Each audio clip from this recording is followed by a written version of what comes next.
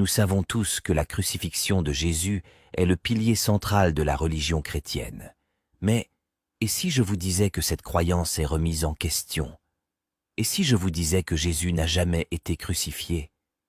Lorsque les scribes et les pharisiens ont demandé un miracle à Jésus pour confirmer la véracité de sa mission, il a répondu dans Matthieu 12, versets 38 à 39, qu'il ne leur sera donné d'autre miracle que celui du prophète Jonas.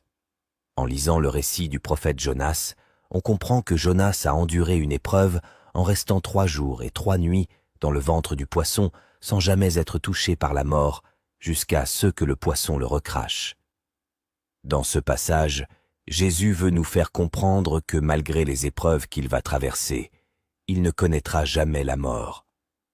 Dans Psaume 145, versets 18 à 19, l'Éternel nous dit qu'il est près de tous ceux qui l'invoquent sincèrement. Il accomplit les désirs de ceux qui le craignent. Il entend leurs cris et les sauve. Et dans Psaume 34, versets 6 à 7, il est dit « Quand un malheureux crie, l'Éternel entend et il le sauve de toutes ses détresses. L'ange de l'Éternel campe autour de ceux qui le craignent et il les arrache au danger. » Alors, si Jésus est une personne qui prie abondamment l'Éternel avec une crainte sincère, pourquoi ne serait-il pas exaucé par l'Éternel? Jésus nous enseigne dans Jean 11, verset 42, que l'Éternel l'exauce toujours. Conscient que la prière accompagnée de larmes apaise la colère de l'Éternel, Jésus se mit donc à prier l'Éternel, comme le démontre Luc 22, verset 40 et 1 à 44.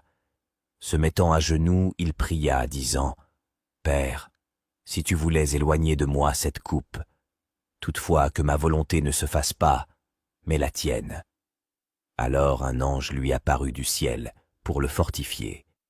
Ce passage illustre que l'Éternel envoie l'ange pour rassurer Jésus et lui assurer qu'il ne l'abandonnera pas.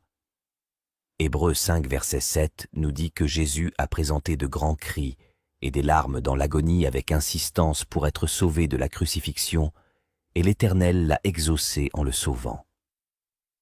En examinant certains passages de la Bible relatifs à cette prétendue résurrection, on constate qu'il y a des contradictions.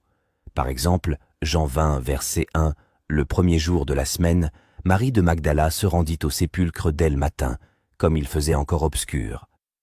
Tandis que Marc 16, verset 2 nous dit que, le premier jour de la semaine, elles se rendirent au sépulcre de grand matin, comme le soleil venait de se lever.